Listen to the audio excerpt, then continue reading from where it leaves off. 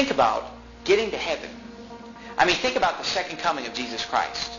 Think about being caught up together to meet him in the air, in the clouds.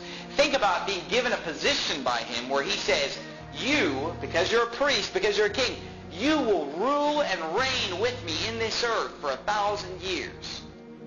I mean, can you imagine the excitement? And look, I'm going to tell you something. It's not communism. It's not everybody's going to be ruling the same. I mean, if you think everybody's ruling the same, you're wrong. Because he says to one guy, be thou over 10 cities in Luke 12. He says to another guy, be thou over 5 cities. You know, he says to different people, according to what they did with what they were given, they're given different rewards, different authority.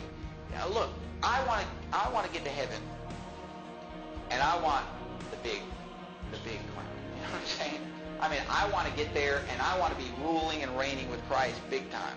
And look, those of us who win souls, and you know, none of us is perfect. I mean, we all have a long ways to go in our Christian growth.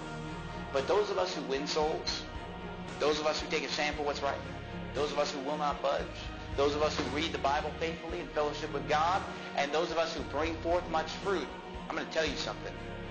We are going to be ruling and reigning literally with Christ in this world. I mean, can you even imagine what that's like? And you say, boy, I just can't take it anymore. You know, I'm going to quit church. Hey, look, you're going to quit church when you've only got, 50 years left? And then you can reign for 1,000 years? Boy, push yourself as much as you can in this life. Push it all the way to the last breath. Push yourself. Endure the pain. Just move forward. Just go soul winning as much as you can. Read the Bible as much as you can. Just push it all the way to the end and say, I don't know if I can take it, but I think I can just take one more day of it. I think I can just push myself just a little further. I think I can just stay awake a little longer and study the Bible and pray and work and fast and toil and sweat and get people saved. I think I can just push it a little further. Hey, push it as far as you can. And then when you get to the finish line, it's going to be the glory for 1,000 years and then for all eternity. I mean, just think about who we are. Think about the sinners that we are. I mean, think about where we came from. And then think about the fact that you can go from, talk about from rags to riches. I mean, you can go from being whatever your past is like, whatever the sorrow, the misery, the gutter, and you can go to just being a king. I mean, think about that. Go from being totally sinful to one day you could be a priest ruling and reigning with God. To go from being maybe poor in this life to being a rich king in the next life. Wow, what a privilege. I mean, none of us deserves that. And so, if God doesn't give us everything we want in this life, you know what? He's still giving us a fair shake, because we're going to be rewarded 100 times in the next life. The Bible says 100 times in this earth we're going to be given anything we give up for God. That's a pretty good deal. That's a pretty good investment.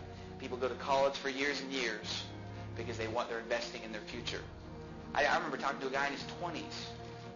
He was putting money into retirement like crazy. He's like, man, I can't wait. He's like, I got it all set up. When I'm 65, I can retire and just play golf all day. I'm thinking to myself, that's crazy. You know what I mean? He's amassing wealth for when he's 65.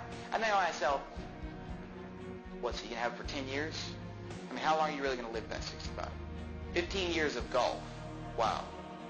The world will do without and sacrifice so they can have 10 years of fun retirement, seeing the world. Hey, we can push ourselves so that we can have 1,000 years of rejoicing, and then all eternity with Jesus Christ, rejoicing about the souls that we've seen saved in this life. It's so obvious, but see, it's unclear to those that don't have their eyes focused on the things of God.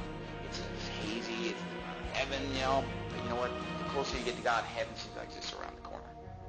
I mean, seriously. I mean, the kingdom of Jesus Christ on this earth just seems like it's just around the corner. And so you got to get your perspective right. How are you going to get your perspective right? Get in this book a lot. Let this book consume your mind, and you'll start to get a very clear picture